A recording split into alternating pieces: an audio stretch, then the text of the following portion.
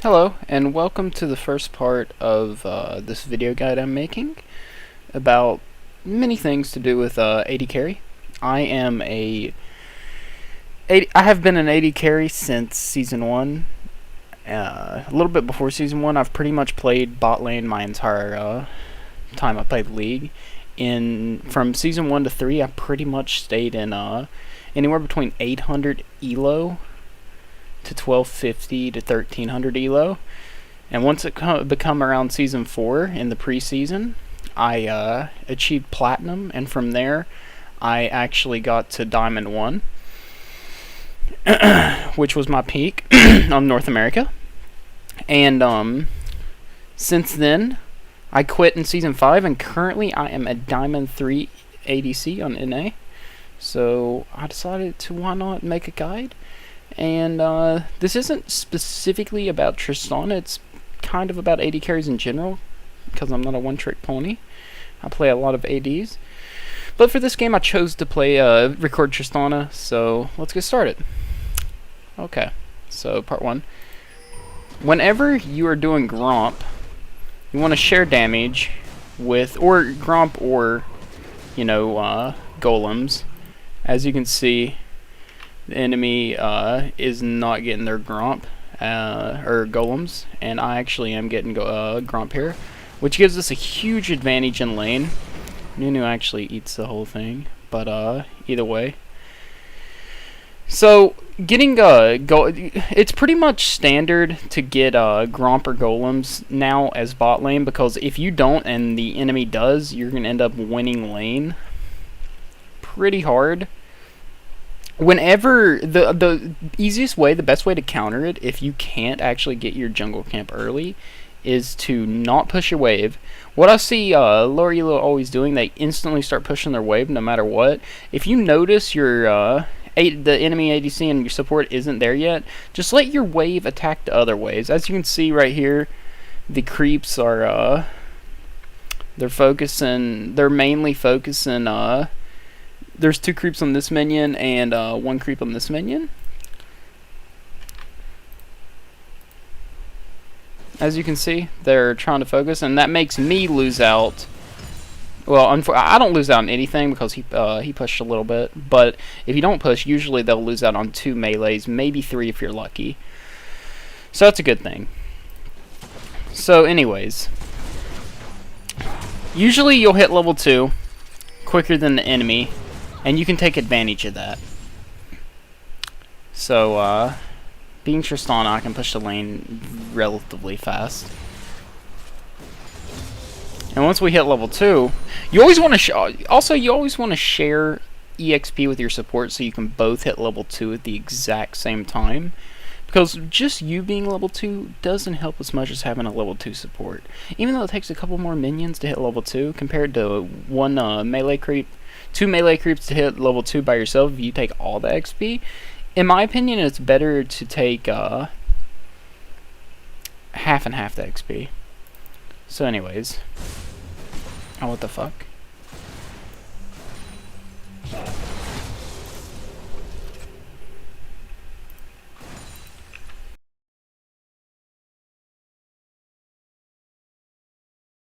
Alright, so this part I wanted to go over knowing when to push. Knowing when to push and freeze your lane.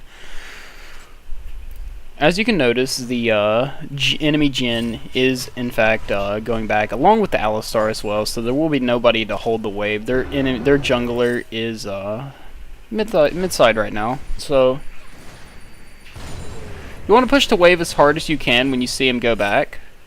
You want to try to push as hard as you can to go back, and always try to go back on a cannon wave. It is more efficient to go. It doesn't sound right, but it is more efficient to go back on a cannon wave, so the wave pushes towards you instead of stayed freeze at their lane.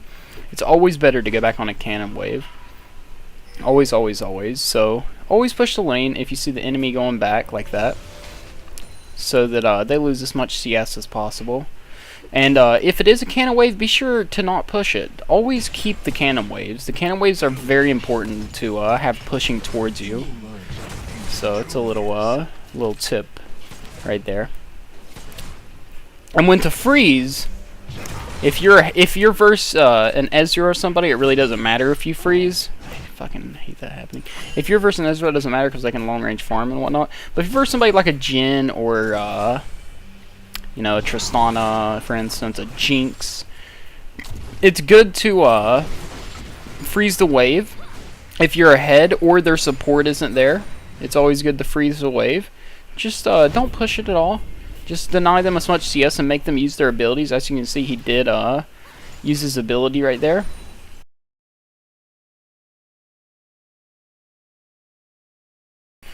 Alright, knowing when to go in and push your tower, push the enemy tower, and when not to, is pretty good to know as well. If the enemy does go back and you're playing a strong siege champion such as Jinx, Tristana, Caitlyn, it's pretty good just to push as hard as you can, make them lose as much CS as possible during that time. But if you can take the tower in the meantime, that is all, you know, always really good to do. As you can see, I'm pushing with Blood Bowl here.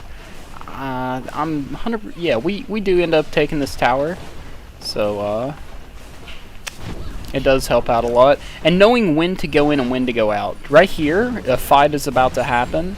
And I can see that they don't have a tower, and that Alistar already used his knockup plus his headbutt just now. I can see that I actually have an opening on Jhin right now. I have a complete opening on Jhin. I can go in and completely destroy him here. And I also noticed that he doesn't have summoners. He did use his summoners earlier, so I know he doesn't have heal. I know he doesn't have flash. So that means I can completely all in him here.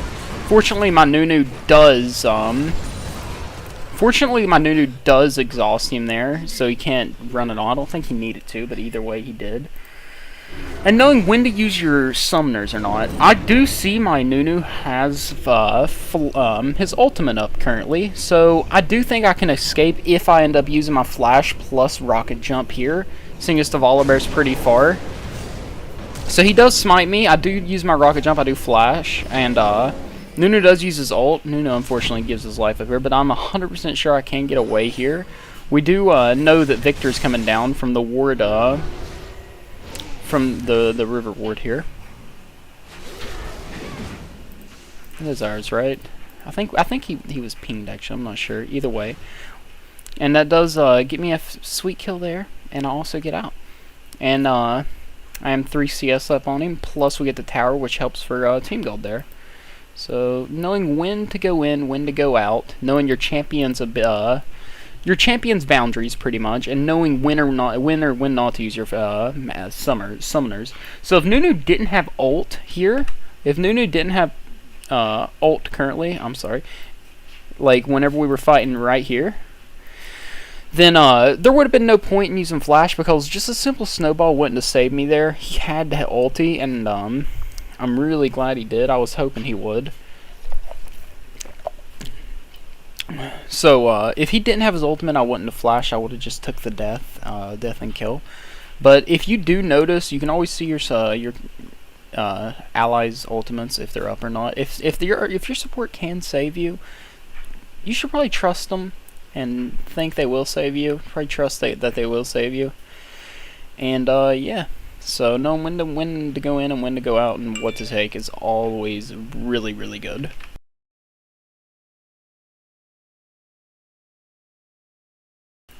Alright, once you take your bottom tower, it's always good to rotate to other lanes and take as many towers as you want, because currently in the current meta right now, towers are pretty much paper, and they do give global gold. You get 300 gold, I'm pretty sure, for outer turrets. You get 300 gold if you're solo. If you have another person there, you do split the gold as long as they hit the tower. It's always good for your supports to just walk off and, you know, go ward or something and not hit the tower at all, so you can get the full amount of gold if you're AD carry. But this is a jungler, so he's going to help me push. But it's always good. We notice that bot tower is not there at all. Bot tower is completely gone, so it's always good to go top lane here. Or we could have went mid, but unfortunately we couldn't have got anything mid because they do have a strong wave clear. Plus everyone is mid right now. So we look at see of our options, and we do see that top turret has only 951 HP, so we do go top lane here. We push the lane in with our massive wave. You always want to look at what lane has a big wave too, Since we do notice people are mid and top lane also has a massive wave, we can successfully take this tower pretty easily. It's pretty good. So we do get that gold there. We do share it. And, you know, we just keep pushing because no one's here. So, always know your boundaries. Always have... don't do anything without wards on the map. It's always safe just to keep wards on the map. We do know that we're getting flanked here. So we do get out safely. And we see that Alistar is mid here. He gets spotted by our teammates. So that we start walking over there and notice that Volibear is on his buff. So we do safely take Volibear's buff here. We get the free kill on Alistar there by using our ultimate. And we keep fighting because the team has collapsed on Volibear here. And end up getting that kill as well. So it's always good to... rotating is a very big key in League of Legends that I feel like is a harder thing for people to learn in lower elo. I feel like it's a much harder thing for people to grasp and understand that rotating is very much needed, because it used to be back in season 4, earlier seasons, you would just stay in your lane as AD carry pretty much for 26 minutes and just farm nonstop, have 250 farm by 25 minutes, and you would just fucking, you know, carry by yourself. But the game's not like that anymore. The game's much more team orientated, so you do want to rotate it as efficiently as possible now. We do notice Gragas wants to fight here and be stupid. I don't know why, but he wants to be stupid here and fight, so we pick up the Gragas kill. We noticed the Victor did get murdered over here really easily. He got fucking destroyed over here by our team. So since their wave clear is down, that does make mid tower doable and approachable. So we do go on mid tower here. Unfortunately, Alistar gets in the way and everyone's a little too low, so... But like I said, rotating is a big thing in League of Legends. Once you do take your tower, you do want to start helping your team more if you see the openings. If not, if there's no openings, if there's a gangplank top completely pushing 24/7 and you got like a Lux mid that's a siege master, a wave clear master or Victor, anyone that can just wave clear and Nivea intensively and just fucking push the waves, then maybe you want to stay bot and keep farming. But otherwise, you want to look for advantages and get your team gold and get your team ahead, because the more gold your team has, the faster you're going to snowball, the faster your teammates are going to snowball, and the faster you're going to win the game.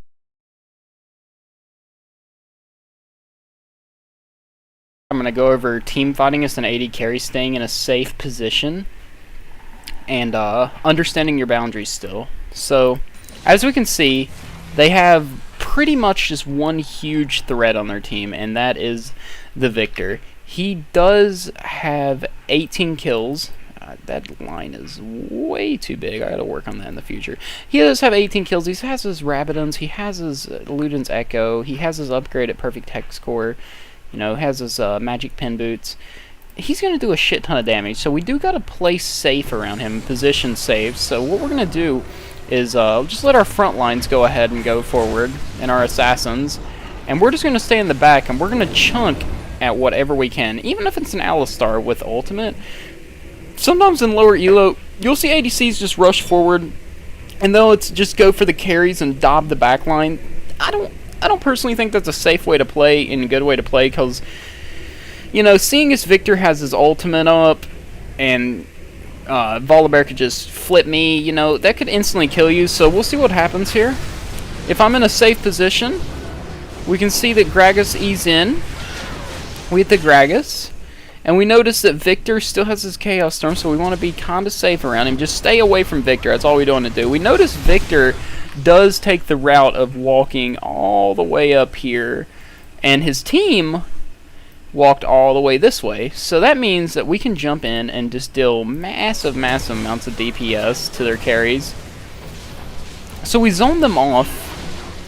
Victor gets a really good ultimate off, but unfortunately it doesn't hit me, and I am the carry in this game, the AD carry, so we have to be careful here, stay away and kite the Volibear. But we let the team take the inhib here. And the most important thing about team fighting, though, is just knowing your boundaries, knowing who's the main... You have to prioritize who the main threats are in the team, and just kind of just fuck off and stay away from them. You know, that's always the best thing to do.